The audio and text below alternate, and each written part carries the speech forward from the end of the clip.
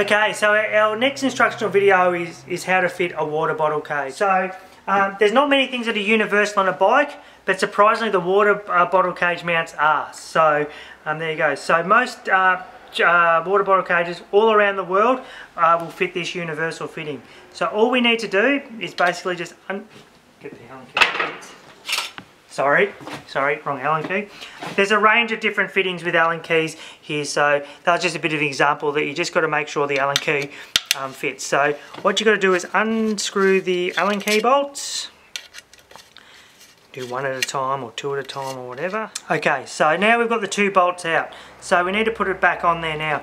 Now it's probably a good thing if you've just ordered your chain, or if you've got a little bit of chain lube, just put a little bit of lube on each of the threaded areas. This will just enable the bolts to sort of just go in better, or if the bitten cage has been there for a while, it just makes it easier to take off. So the first thing you want to do is actually get the bolt and just mount the cage. So the first one is you put the bolt in and screw it in back into the frame. Whoop, you don't want to be dropping it, but that's pretty common. Just make sure you be able to screw the bolts in freely by hand first.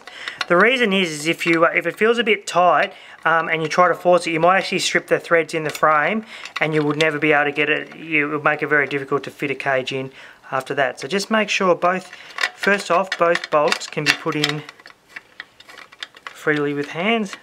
Once you get it to the point where you know that the bolts are in, you can then just bring an Allen key along